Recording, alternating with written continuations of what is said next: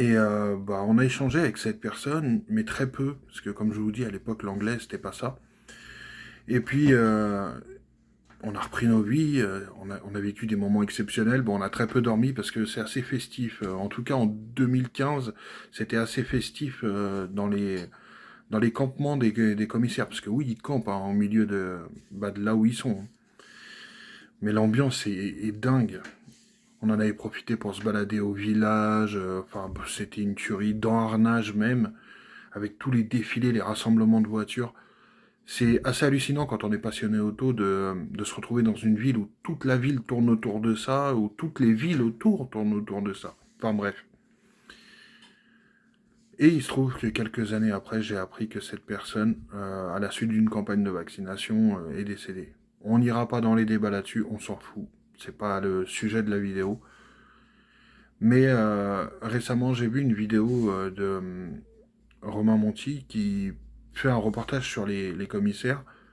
Et ça m'a fait remonter des souvenirs, notamment ce souvenir de cette personne appelée Jason qui m'avait passé son badge et qui, quelques temps après, était décédé.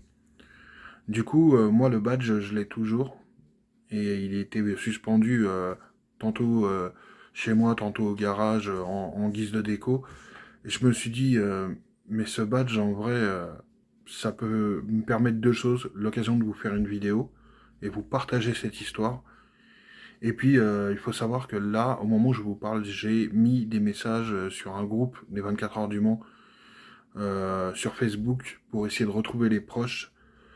Et puis, alors je vais pas aller leur faire des discours élogieux, ni aller faire une vidéo émouvante, machin, pour faire du putaclic. Mais je vais essayer de les retrouver et de leur renvoyer le badge. C'est trois fois rien, c'est un badge en plastique, je peux vous le montrer après, avec son nom, son prénom.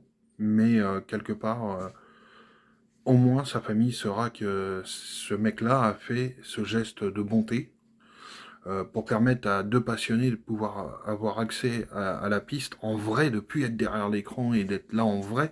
On était littéralement à 5 mètres des voitures. Il y avait juste la barrière et une bordure d'herbe qui nous séparaient. Et, euh, et ça permettra aussi de restituer à sa famille un objet où il y a leur nom, enfin le nom et le prénom de cette personne, ça fait partie de son histoire. Et même si c'est pas illégitime de le garder parce qu'il me l'avait donné, hein, clairement, j'ai envie de le renvoyer à sa famille.